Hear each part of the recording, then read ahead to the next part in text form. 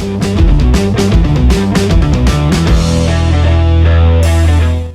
Hi viewers, నేను మీ reasoning faculty Subbayya sir.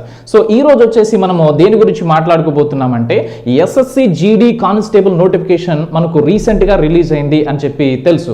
So మరి ఆ నోటిఫికేషన్లో అసలు ఎన్ని వేకెన్సీస్ ఉన్నాయి, ఎగ్జామినేషన్ ప్యాటర్న్ ఎలా ఉంటుంది, అసలు ఎలిజిబిలిటీ క్రైటీరియా ఏంటి, అసలు సిలబస్ ఏముంటుంది, ఎస్పెషల్లీ రీజనింగ్లో సిలబస్ ఏముంటుంది, ఏ టాపిక్లు మనం చదువుకుంటే మనం ఎక్కువ మార్కులు సాధించగలము అనేటువంటి విషయాల గురించి మనం చాలా డీటెయిల్గా ఈరోజు వచ్చేసి మనం మాట్లాడుకోబోతున్నాం.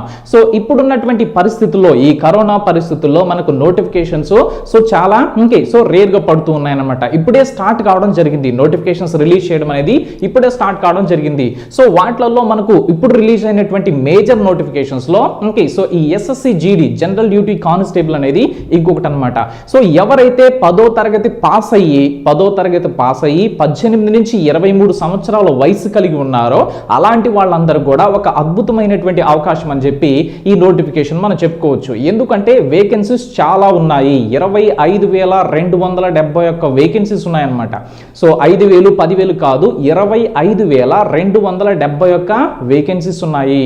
సో మరి అర్హత కనుక చూసినట్లయితే ఏ క్లాస్ పాస్ అయితే చాలో తెలుసా? 10వ తరగతి చదివి ఉండి మీ వయసు గనక 18 నుంచి 23 సంవత్సరాలు గనక ఉంటే మీరు ఈ నోటిఫికేషన్ కి అప్లై చేసుకొని జాబ్ కొట్టడానికి అర్హులే. ఆల్రెడీ ఎస్ఐ కానిస్టేబుల్ ప్రిపేర్ అయ్యే వాళ్ళు కూడా చాలా అద్భుతమైనటువంటి అవకాశం అని చెప్పి మనం చెప్పుకోవచ్చు అనమాట.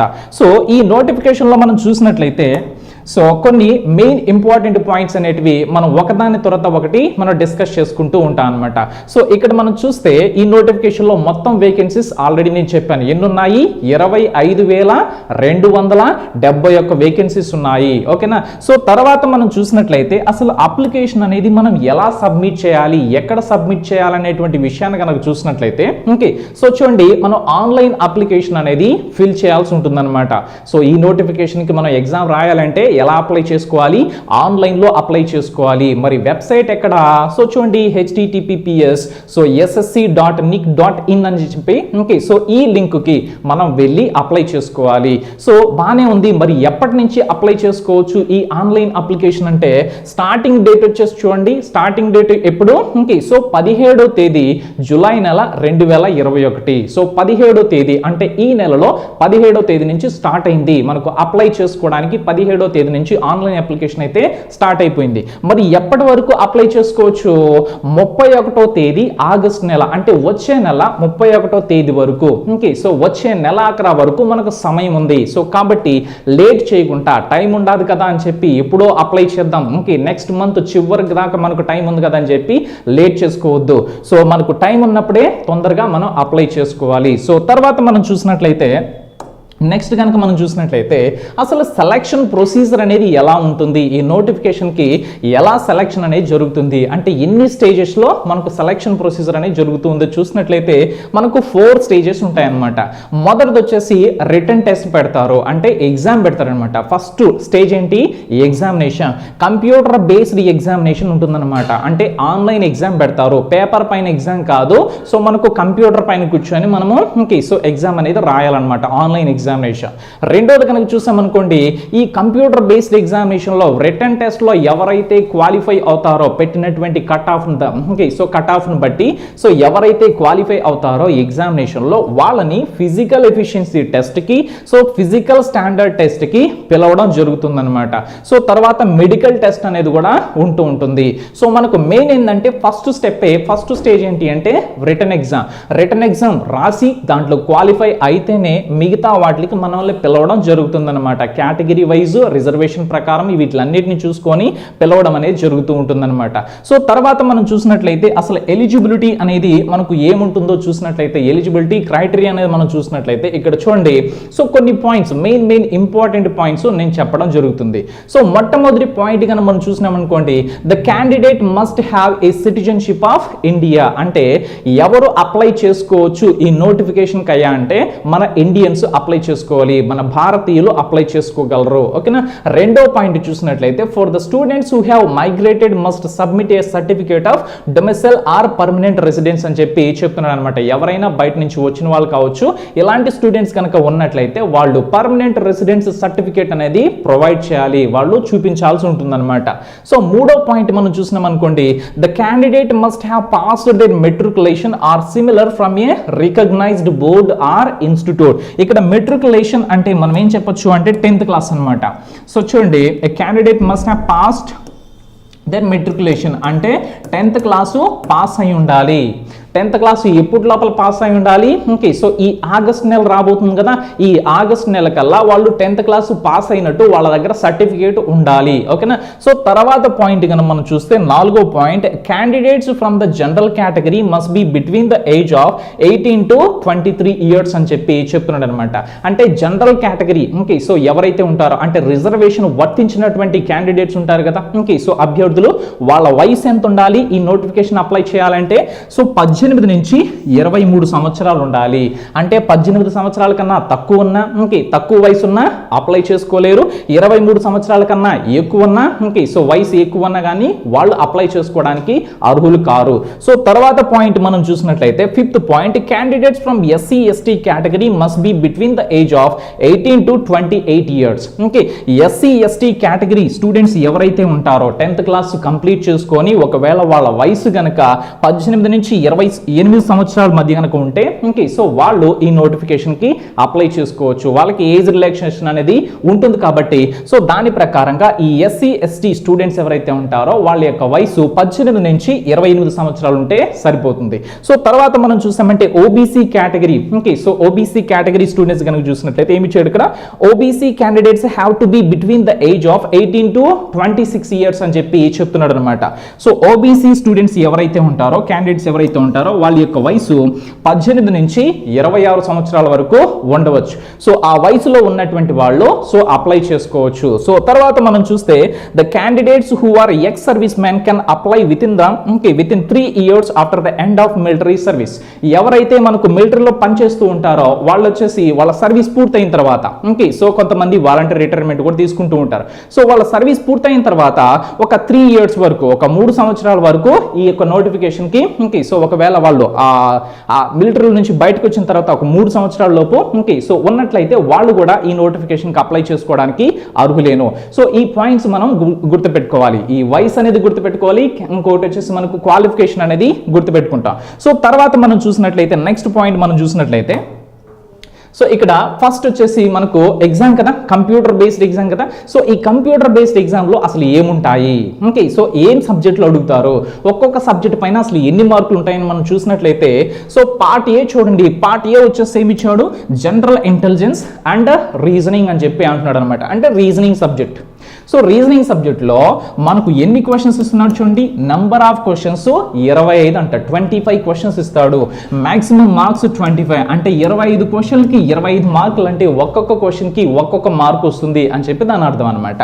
సో తర్వాత పార్ట్ బి చూసామనుకోండి, ఇవి రిటర్న్ టెస్ట్లోనే పార్ట్ బి వచ్చేసి ఏముంటుంది, general knowledge and general awareness. So general నాలెడ్జ్కి సంబంధించి, జనరల్ అవేర్నెస్కి సంబంధించి మనకు 25 క్వశ్చన్లు ఇస్తాడు. ఈ 25 క్వశ్చన్కి 25 మార్కులు ఇవ్వడం జరుగుతుందన్నమాట. సో తర్వాత మనం చూసామనుకోండి, సో పార్ట్ సి వచ్చేసి elementary mathematics. Okay, so elementary mathematics గురించి మనకి ఇక్కడ ఇవ్వడం జరుగుతుందన్నమాట. అంటే మ్యాథమెటిక్స్కి సంబంధించి ఒక 25 క్వశ్చన్లు ఇస్తాడు. ఆ 25 క్వశ్చన్కి 25 మార్కులు ఇవ్వడం జరుగుతుందన్నమాట. సో తర్వాత లాస్ట్ పార్ట్ డి కనుక చూసామనుకోండి, ఇంగ్లీష్ లేకపోతే హిందీ, ఈ 2 సబ్జెక్టులో ఏదో ఒక సబ్జెక్ట్కి సంబంధించి మనం క్వశ్చన్స్ అయితే అటెంప్ట్ చేయాల్సి వస్తుంది. ఎన్ని క్వశ్చన్స్ ఇస్తారు, 25 క్వశ్చన్లు ఇస్తారు, 25 మార్కులు ఉంటాయి. ఓకే, సో బాగానే ఉంది సార్ ఇక్కడ వరకు. అసలు ఎగ్జామ్ ఏ లాంగ్వేజ్ లో పెడతారు, ఏ భాషలో ఉంటుంది అంటే ఇంగ్లీష్ లో ఉంటుంది. ఓకే, సో ఎగ్జామ్ వచ్చేసి మనకు ఇంగ్లీష్ మీడియంలో ఉంటుందన్నమాట, ఇంగ్లీష్ లేదా హిందీలో ఉంటుందన్నమాట. సో ఇంకా వేరే భాషల్లో రాయడానికి మనకు వీలు అనేది ఉండదు. ఓకేనా. సో ఈ రిటన్ టెస్ట్ అనేది చాలా చాలా ఇంపార్టెంట్. ఎందుకంటే స్టేజ్ నంబర్ 1 కదా, ఈ ఫస్ట్ స్టేజ్ లోనే మనం క్వాలిఫై కాకపోతే నెక్స్ట్ స్టేజ్ కి వెళ్ళేటువంటి అవకాశమే లేదనమాట. కాబట్టి రిటన్ టెస్ట్ కంప్లీట్ చేసుకున్నామంటే సో మనకు జాబ్ వచ్చినట్టే. సో బానే ఉంది. మనకు మొత్తం వచ్చేసి టైం ఎంత ఇచ్చాడు చూడండి, సో 90 నిమిషాలు ఇచ్చాడు. 90 నిమిషాలు అంటే ఏంటి? 1.5 గంట అనమాట. 1.5 గంటలో ఎన్ని క్వశ్చన్స్ ఆన్సర్ చేయాలో చూడండి. 25, 25, 50, 50 ఒక 25, 75, 75 ఒక 25 వచ్చేసి మొత్తం 100 క్వశ్చన్లు. 100 క్వశ్చన్లు ఎంతసేపులో మనం ఆన్సర్ చేయాలి? 90 నిమిషాల్లో. అంటే ఒక్కొక్క క్వశ్చన్కి 1 నిమిషం అన్న ఉందా? ఖచ్చితంగా లేదు. అంటే మనం వచ్చేసి ఈ 100 క్వశ్చన్లు ఒక్కొక్క క్వశ్చన్ని 1 నిమిషం కన్నా తక్కువ టైంలోనే మనం ఆన్సర్ చేయాలి లేదా? ఎస్. సో మీరు కంగారు పడాల్సినటువంటి అవసరం లేదు. 100 క్వశ్చన్లు ఇచ్చేసి 90 నిమిషాల్లో ఆన్సర్ చేయమంటున్నాడు అంటే మనకి ఇక్కడ ఏదో పెద్ద తిరకాసు పెట్టేటువంటి అవకాశం ఏమీ లేదు. సో మనకు క్వశ్చన్స్ చాలా సింపుల్ గా ఉంటాయి. ఎస్ఎస్సి జీడీ కానిస్టేబుల్ లో ఇచ్చేటువంటి క్వశ్చన్స్ చాలా ఈజీగా ఉంటాయి. సో జస్ట్ మనం చూసి ఆన్సర్ పెట్టేటువంటి క్వశ్చన్స్ దరిదాపు మనకు 40 to 50% క్వశ్చన్స్ ఉంటాయన్నమాట. జస్ట్ అలా చదువుతాము, ఆన్సర్ పెడతాం అన్నమాట. క్యాలిక్యులేషన్ చేసేటువంటి అవకాశం కూడా చాలా తక్కువ ఉంటుందన్నమాట. చాలా ఈజీగా ఉంటాయి. సో అది ఎలా అనేది మనము సో తర్వాత చూద్దాం, క్లాసెస్ లో మనం చూద్దాం. సో తర్వాత మనం చూసినట్లయితే ఇక్కడ సో ఫిజికల్ ఎఫిషియన్సీ టెస్ట్ కనుక చూసినట్లయితే ఎవరైతే రిటన్ టెస్ట్లో క్వాలిఫై అవుతారో వాళ్ళని ఈ ఫిజికల్ ఎఫిషియన్సీ టెస్ట్కి పిలవడం జరుగుతుంది. సో ఇక్కడ ఒక విషయాన్ని మనం గమనించాలి. సో ఈ విషయం ఏంటి అంటే for candidates other than those belonging to so Ladakh region, అంటే లడాక్ ప్రాంతానికి చెందనటువంటి మిగతా వాళ్ళు ఎవరైతే ఉంటారో వాళ్ళకి ఎలాంటి కండిషన్స్ ఇచ్చారో చూడండి. సో మెయిల్ వాళ్ళైతే రేస్ సో అంటే పరిగెత్తడం అనమాట. సో వాళ్ళు పరిగెత్తాల్సినటువంటి ఆ దూరము సమయం ఇవ్వడం జరిగింది. ఇక్కడ చూడండి, పురుషులు గనక అయితే 5 కిలోమీటర్లని 24 నిమిషాల్లో సో కంప్లీట్ చేయాలి. ఓకేనా? సో 5 కిలోమీటర్ల దూరాన్ని 24 నిమిషాల్లో వాళ్ళు పూర్తి చేయాలన్నమాట పురుషులు. సో అదే స్త్రీలు కనుక అనుకోండి, ఫీమేల్ కనుక అనుకోండి 1.6 కిలోమీటర్స్ దూరాన్ని 8.5 నిమిషాల్లో వాళ్ళు పూర్తి చేయాలి. ఎవరు? వాళ్ళంతా కూడా లద్దాఖ్ ప్రాంతానికి చెందనటువంటి మిగతా వాళ్ళు, మన దేశంలో ఉన్నటువంటి మిగతా వాళ్ళు అనమాట. సో అదే లద్దాఖ్ ప్రాంతానికి చెందినటువంటి సో వారికి ఉన్నటువంటి కండిషన్ ఏంటో చూద్దాం. For candidates of Ladakh region so Ladakh ప్రాంతానికి సంబంధించినటువంటి అభ్యర్థులు కనుక సో పురుషులు కనుక అయితే వాళ్ళు 1.6 కిలోమీటర్లని 6.5 నిమిషాల్లో పూర్తి చేసుకోవాలి. అదే స్త్రీలు కనుక అయితే, ఫీమేల్ కనుక అయితే లద్దాఖ్ ప్రాంతానికి సంబంధించినటువంటి వాళ్ళు ఫీమేల్ కనుక అయితే 800 మీటర్లను 4 నిమిషాల్లోనే పూర్తి చేసుకోవాలి. సో ఇది మనకు ఫిజికల్ ఎఫిషియన్సీ టెస్ట్ లో ఉన్నటువంటి సో భాగాలన్నమాట. సో తర్వాత మనం చూసామనుకోండి ఫిజికల్ స్టాండర్డ్స్ టెస్ట్ అనేది కూడా సో ఉంటుంది. ఈ ఫిజికల్ స్టాండర్డ్ టెస్ట్ అనేది కనుక చూసినట్లయితే మనకి ఇక్కడ సో కేటగిరీ వైజ్ చూస్తామంటే height for general SC or OBC. So height వచ్చేసి ఎంత ఉండాలి? వాళ్ళు ఎస్సీ కావచ్చు, ఓబీసీ కావచ్చు, జనరల్ కేటగిరీ వాళ్ళు కావచ్చు. సో మనకి ఎంత ఉంటుందంటే సో 170 సెంటీమీటర్స్ ఉండాలి. వాళ్ళ ఎత్తు వచ్చేసి 170 సెంటీమీటర్లు ఉండాలి. ఎవరికి? పురుషులు కనుక అయితే. అదే స్త్రీలు కనుక అనుకోండి 157 సెంటీమీటర్లు ఉంటే సరిపోతుందన్నమాట. సో తర్వాత మనం చూసామంటే height for ST. So ST category candidates ఎవరైతే ఉంటారో అభ్యర్థులు వాళ్ళు పురుషులు కనుక అయితే వాళ్ళ యొక్క హైట్ ఎంత ఉండాలి? వాళ్ళ యొక్క ఎత్తు 162.5 సెంటీమీటర్లు ఖచ్చితంగా ఉండాలన్నమాట. తక్కువ ఉండకూడదు. సో ఎక్కువైనా ఉండొచ్చు. సో తర్వాత ఫీమేల్స్ కనుక అనుకోండి సో ఎస్టీ క్యాండిడేట్స్ మనకు 150 సెంటీమీటర్లు ఎత్తుంటే సరిపోతుందన్నమాట. సో తర్వాత మనం చూసామనుకోండి chest expansion. So chest expansion ఎలా ఉండాలి? సో మనకు వచ్చేసి so general SC OBC candidates కి 80 సో 5 సెంటీమీటర్స్ ఉండనమాట. సో ఈ 5 సెంటీమీటర్స్ ఏంటి అంటే ఎక్స్పాన్షన్. ఊపిరి తీసుకున్న తర్వాత ఇంకొంచెం ఎగస్ట్రాగా ఎంత రావచ్చు అంటే ఒక 5 సెంటీమీటర్ల వరకు సో మనం పీలవాల్సి ఉంటుంది. సో అదే స్త్రీలకైతే ఇక్కడ ఏమీ ఇవ్వలేదు. సో తర్వాత మనం చూసామనుకోండి చెస్ట్ ఎక్స్పాన్షన్ అనేది ఎస్టీ క్యాండిడేట్స్ కి ఎంత ఉంటుందంటే 76/5. సో 76 అయితే మనకు ఉంటుంది. ఒక 5 వచ్చేసి మనకు ఎక్స్పాన్షన్ అనేది అవ్వాలన్నమాట. సో ఇది మనకు ఫిజికల్ స్టాండర్డ్ టెస్ట్ కి సంబంధించినటువంటి కండిషన్స్ అన్నమాట. సో తర్వాత వచ్చేసి మెడికల్ సో మెడికల్ టెస్ట్ అనేది జరుగుతుంది. దాంట్లో కూడా కొన్ని కండిషన్స్ ఉంటాయి. సో దాని గురించి ఇంకా డీటెయిల్ గా మనం తెలుసుకోవాలి అంటే నోటిఫికేషన్ అయితే పూర్తిగా చూడాలన్నమాట. సో ఈ రోజు వచ్చేసి మనం దేని గురించి డీటెయిల్ గా చెప్పుకోబోతున్నామంటే అసలు రీజనింగ్లో మనకు ఏ టాపిక్లు అడుగుతారు ఎస్ఎస్సి సో జీడీ కానిస్టేబుల్లో మనకి ఏ టాపిక్స్ అడుగుతారు? సో ఏ టాపిక్స్ మనం ఎక్కువ కాన్సన్ట్రేట్ చేయాలి? 25 క్వశ్చన్లు అడుగుతారా? సో ప్రతి సబ్జెక్ట్లో కూడా 25 క్వశ్చన్లు అడుగుతాడు. సో జనరల్ ఇంటెలిజెన్స్ రీజనింగ్ నుంచి 25 క్వశ్చన్లు 25 మార్కులు కదా. ఈ 25 మార్కులు మనం ఎలా తెచ్చుకోవచ్చు? ఏ టాపిక్స్ని మనం కాన్సన్ట్రేట్ చేయాలి అని చెప్పి చూసినప్పుడు మనకు 3 భాగాలు ఉంటాయి. రీజనింగ్లో వచ్చేసి 3 భాగాలు ఉంటాయి. సో వెర్బల్ రీజనింగ్ ఉంటుంది, లాజికల్ రీజనింగ్ ఉంటుంది, వచ్చేసి నాన్ వెర్బల్ రీజనింగ్ ఉంటుందన్నమాట. ఓకే, సో ఇక్కడ వర్బల్ రీజనింగ్ అనేటువంటి భాగాన్ని కనుక చూసినట్లయితే ఈ వర్బల్ రీజనింగ్ లో మొత్తం వచ్చేసి మనకు 18 టాపిక్లు ఉంటాయి. ఈ 18 టాపిక్ లో మనకు ప్రతి టాపిక్ నుంచి క్వశ్చన్ అడుగుతారని చెప్పి గ్యారెంటీ ఉండదు. కాకపోతే కొన్ని టాపిక్లు ఉంటాయి అనమాట, అవి ఖచ్చితంగా క్వశ్చన్స్ అడిగేటువంటి చాప్టర్స్ అనమాట. మనం చూద్దాం ఒకదాని తర్వాత ఒకటి. లెటర్ సిరీస్ చూసినట్టయితే లెటర్ సిరీస్ నుంచి మనకు రెగ్యులర్ గా క్వశ్చన్ అనేది రావడం జరుగుతూ ఉంటుంది. సో తర్వాత మనం నంబర్ సిరీస్ చూస్తే నంబర్ సిరీస్ చాలా చాలా ఇంపార్టెంట్ టాపిక్. ఓకే, సో చాలా చాలా ఇంపార్టెంట్ టాపిక్. ఒక 5 క్వశ్చన్స్ వరకు కూడా వచ్చేటువంటి ఛాన్స్ ఉన్నటువంటి సో చాప్టర్ అనమాట. నేను ఏదైతే టాపిక్లు చెప్తున్నానో ఆ టాపిక్లు మీరు నోట్ చేసుకొని వాటిని స్పెషల్గా మనం కాన్సన్ట్రేట్ చేయాలి. మిగతా టాపిక్ల పైన ఎట్లా ఇస్తారంటే ఒక క్వశ్చన్ లేకపోతే అసలు క్వశ్చన్ ఇవ్వరనమాట.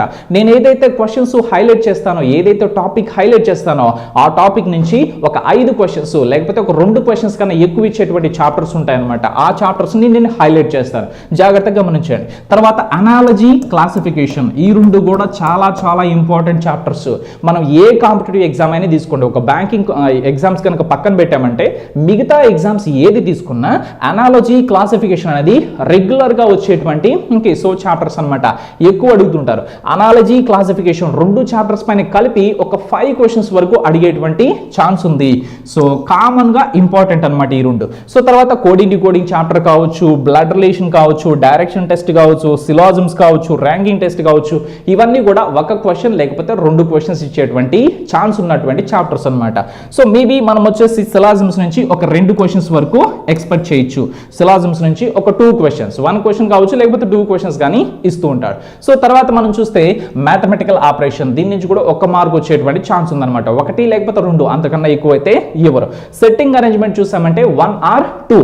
సో సెట్టింగ్ అరేంజ్మెంట్ చూస్తే మనం మిగతా కాంపిటేటివ్ ఎగ్జామ్స్ లో సెట్టింగ్ అరేంజ్మెంట్ క్వశ్చన్స్ వేరు, ఇక్కడ వచ్చేసి వేరనమాట. సెట్టింగ్ అరేంజ్మెంట్ తీసుకున్నా, సో పజిల్స్ తీసుకున్నా చాలా చాలా సింపుల్గా ఉంటాయి. జస్ట్ బేసిక్స్ గనక తెలిసింది అంటే మనం క్వశ్చన్ ఈజీగా ఆన్సర్ చేయొచ్చు. ఓకే, సో తర్వాత మనం చూసామంటే లాజికల్ వెన్ డయాగ్రామ్స్, ఇది కూడా చాలా చాలా ఇంపార్టెంట్ అనమాట. కనీసం ఒక 2 క్వశ్చన్స్ అన్న ఇచ్చేటువంటి ఛాన్స్ ఉన్నటువంటి చాప్టర్ లాజికల్ వెన్ డయాగ్రామ్, ఈ ఎస్ఎస్సి జీడీ కానిస్టేబుల్కి. సో తర్వాత మనం అర్థమెటికల్ రీజనింగ్ తీసుకుంటే దీని నుంచి ఒక క్వశ్చన్, ఓకే, సో వస్తే రావచ్చు లేకపోతే లేదనమాట, గ్యారంటీ లేదు. సో తర్వాత మిస్సింగ్ నంబర్, ఖచ్చితంగా ఒక క్వశ్చన్ అయితే ఉంటుంది, ఖచ్చితంగా ఒక క్వశ్చన్ అయితే ఉండే ఛాన్స్ ఉన్నటువంటి చాప్టర్ అన్నమాట. Logical order of the words, ఇది కూడా very very important chapter. So logical order of the words అనేటువంటి చాప్టర్ లో ఎలా ఉంటాయంటే క్వశ్చన్స్, కొన్ని పదాలు ఇస్తారు, ఆ పదాలన్నీ కూడా మనకు నిజ జీవితానికి సంబంధించినటువంటి ఒక సందర్భానికి దగ్గరగా ఉంటాయన్నమాట. వాటికి ఒక క్రమం ఉంటుంది, ఆ క్రమం ప్రకారం మనం అమర్చాల్సి ఉంటుంది. సో ఇది కూడా చాలా చాలా ఇంపార్టెంట్, మనకు ఒక 2 క్వశ్చన్స్ వరకు ఇచ్చేటువంటి ఛాన్స్ ఉన్నటువంటి చాప్టర్ అన్నమాట. సో తర్వాత క్యాలెండర్ తీసుకున్నా, క్లాక్ తీసుకున్నా, మేబీ ఒక క్వశ్చన్ కావచ్చు లేకపోతే ఒక 2 క్వశ్చన్స్ కావచ్చు ఇచ్చేటువంటి ఛాన్స్ ఉంది. గుర్తుపెట్టుకోండి, ప్రతి చాప్టర్ నుంచి మనకు క్వశ్చన్ అడగడు. ఎందుకు? 25 క్వశ్చన్లు ఉంటాయి. మొత్తము ఆ 25 క్వశ్చన్లు ప్రతి చాప్టర్ నుంచి అడగగలరా? అడగలేరు. ఓకే, సో కొన్ని చాప్టర్స్ నుంచి మాత్రమే అడుగుతారనమాట. సో ఇది వర్బల్ రీజనింగ్ లో ఉన్నటువంటి ఈ 18 టాపిక్. సో తర్వాత మనం చూసినట్లయితే సో నెక్స్ట్ కనుక చూస్తే non verbal reasoning. So non verbal reasoning అంటే బొమ్మలు ఉన్నటువంటి చాప్టర్స్ అన్నమాట, బొమ్మలకు సంబంధించినటువంటి చాప్టర్స్. ఇక్కడ డైస్ తీసుకున్న, డైస్ అనేది కూడా చాలా చాలా ఇంపార్టెంట్.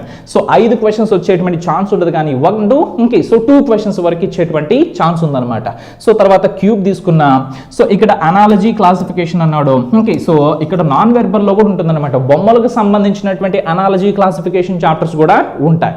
సో వీటిని కూడా మనం కాన్సన్ట్రేట్ చేయాలి. ఇంకొకటి నాన్ వెర్బల్ రీజనింగ్ అనేది కూడా మనం ప్రతి చాప్టర్ని సో కాన్సన్ట్రేట్ చేయాలి. ఎందుకు అంటే ఎస్ఎస్సిలో ఎక్కువ మనకు అడుగుతూ ఉంటాడు.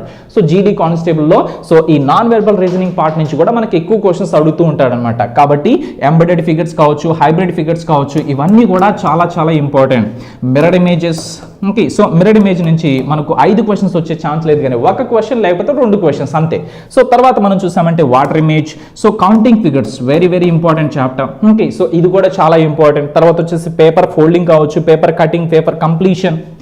సో ఇవి కూడా మనకు రెగ్యులర్ గా క్వశ్చన్స్ అడిగేటువంటి చాప్టర్స్.